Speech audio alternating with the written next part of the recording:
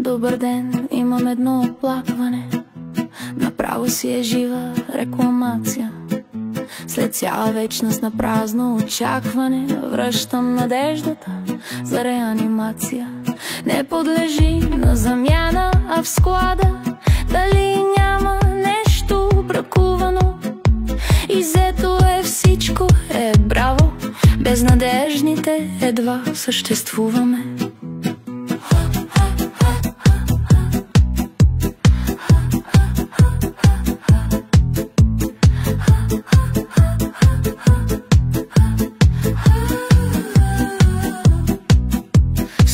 Разговарям, прощавайте, май съм объркала номера.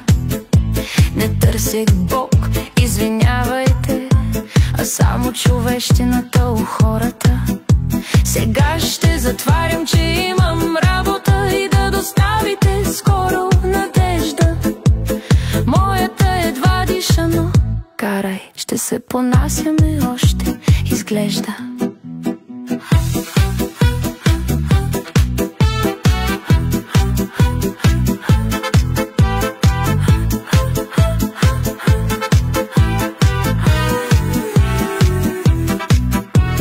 Пак съм аз, добър ден.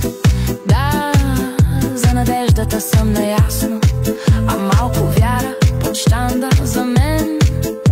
И вярата свърши прекрасно. Кога ще получавате стока? Сега сте в ревизия, извинете. Изведнъж загорча ми живота и рекох да звъна. Простете. Да в Господ не умея да вярвам, ама пак ли сте вие? Чудесно. Добре съм, не се оплаквам, но с вяра се диша по-лесно. Как така, какво ще я правя?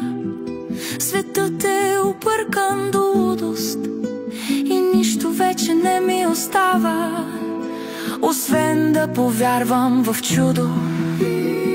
Това е всичко, затварям.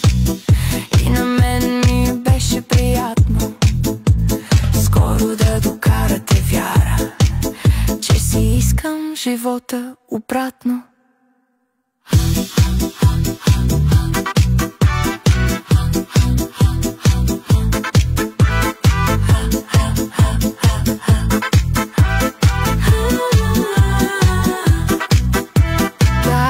Звънях ви наскоро за надежда и вяра да питам. Днес Господ не ми се говори, летя или поне се опитвам. А криле случайно да имате само за ангели, логично. Даже с връзки се взимат, и там като тук типично.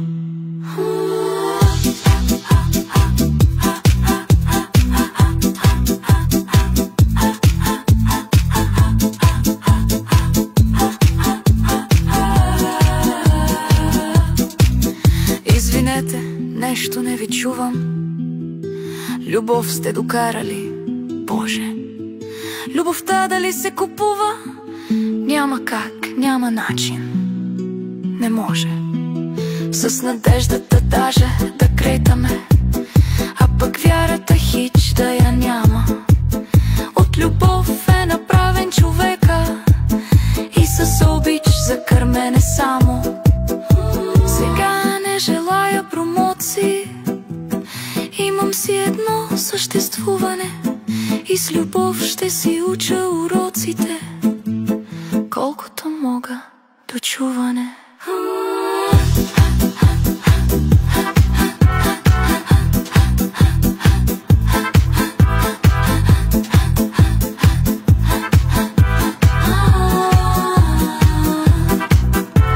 Булката до болка ми е ясна.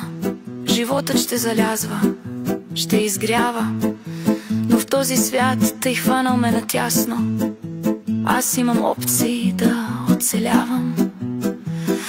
надеждата покълва в малко зрънце. С вяра и сълзи ще я поливам.